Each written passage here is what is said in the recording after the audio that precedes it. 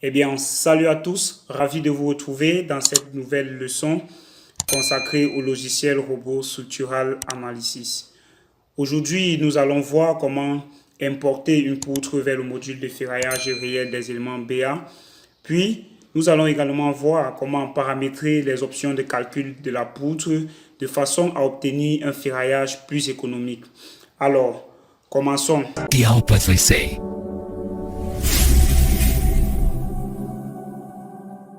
Nous allons sélectionner une barre 68 par exemple. Voilà, la barre 68 a été sélectionnée.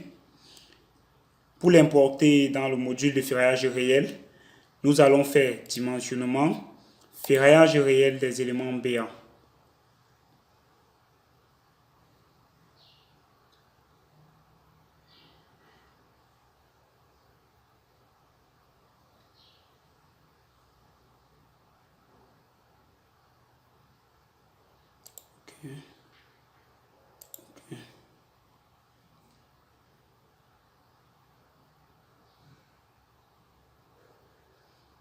Voilà, l'importation de la poutre étant terminée,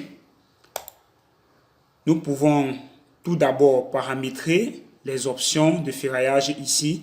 Mais pour mieux comprendre notre cours, nous allons faire fi de ces paramétrages dans un premier temps, puis lancer le calcul du ferraillage. Bien, le calcul du ferraillage étant terminé, nous allons afficher le plan d'exécution.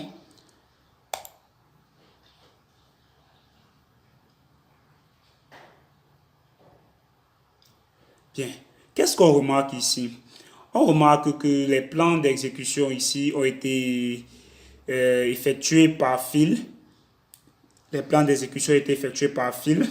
Donc, nous ne pouvons pas apprécier le ferraillage de notre poutre entière, ce qui est déjà un problème, car cela va donner des difficultés aux techniciens pour la mise en œuvre. Et nous remarquons également que les ferraillages aux appuis sont discontinus, ce qui n'est pas bien car cela va densifier le ferraillage et ne pas nous donner des résultats économiques. Donc, pour corriger déjà ces deux erreurs, nous allons, dans un premier temps, modifier le modèle du dessin.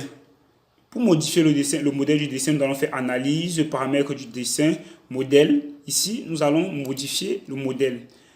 C'est quoi en fait le modèle de dessin? Les modèles de dessin sont des modèles prédéfinis par robot qui permettent d'avoir des différents affichages des plans d'exécution de la poutre. Donc ici, nous pouvons apercevoir différents modèles. Le modèle par défaut d'un robot est le BMBAE00A, qui est un modèle qui donne un plan d'exécution avec juste une travée. Donc, pour afficher notre plan d'exécution avec plusieurs travées, nous allons choisir un modèle comme celui-ci. Donc, vous voyez là, sur l'aperçu, il y a plusieurs travées, ce qui correspond à ce que nous voulons. Donc, on va donc opter pour ce modèle-ci, comme pour illustrer notre exemple. Voilà, nous allons recharger OK.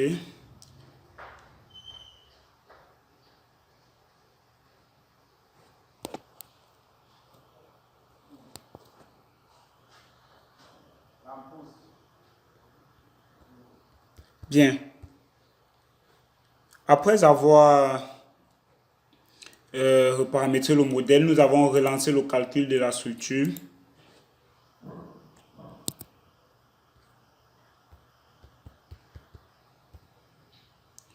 Le calcul du ferraillage a été effectué. Nous allons réafficher le plan d'exécution. Voilà. Là, on constate que le ferraillage actuellement s'effectue sur toute la file de la poutre. Vous voyez, le ferraillage s'est effectué sur toute la file de la poutre, ce qui est déjà très bien. Maintenant, le deuxième problème est la continuité de la file supérieure de ferraillage d'armature au niveau des appuis. Nous allons également corriger ce problème en venant sur les dispositions du ferraillage. Au niveau du ferraillage, de général ferraillage, nous allons choisir un ferraillage par fil. Donc, en ferraillant par fil, nous allons voir le changement. Nous allons relancer le calcul du ferraillage.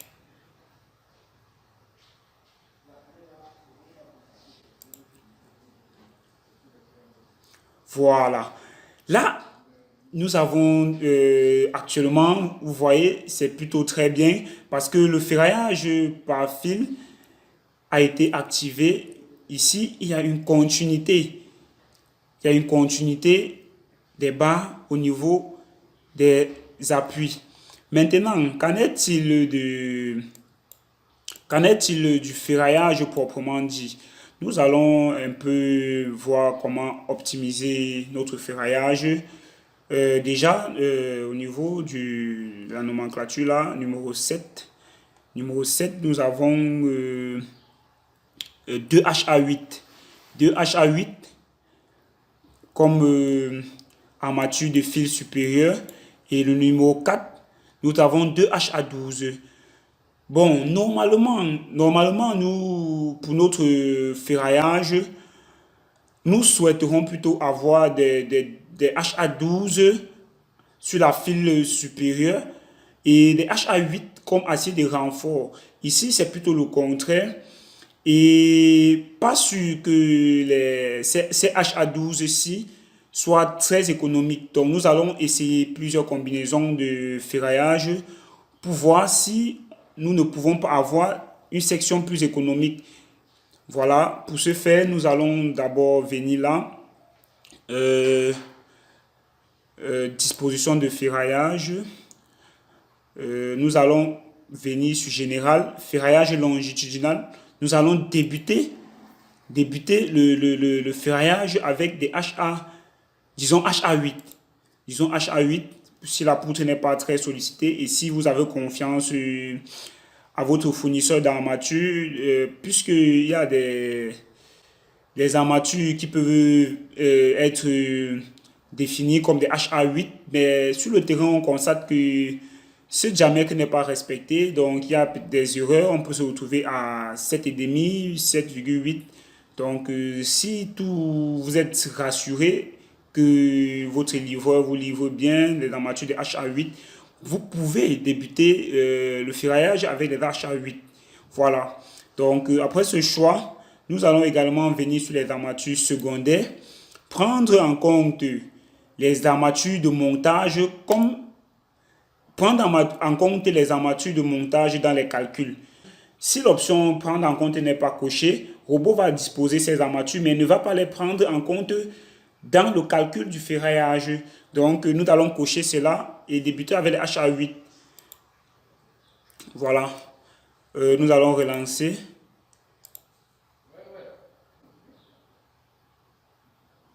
Bien. Après avoir relancé le calcul, qu'est-ce que nous apercevons? Nous apercevons là que la longue file d'armature de renfort qui était ici a été enlevée. Et comme armature numéro 6, nous avons là les armatures numéro 6 qui sont actuellement également des HA8. Vous voyez, on a optimisé le ferraillage sur la file supérieure. Nous sommes passés des HA12 là au HA8. Donc, ce qui est déjà très bien. Donc là, à la base, nous avons le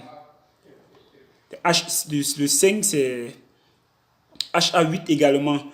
Donc, nous voyons que là, nous pouvons ferrailler notre poutre en HA8 sans problème.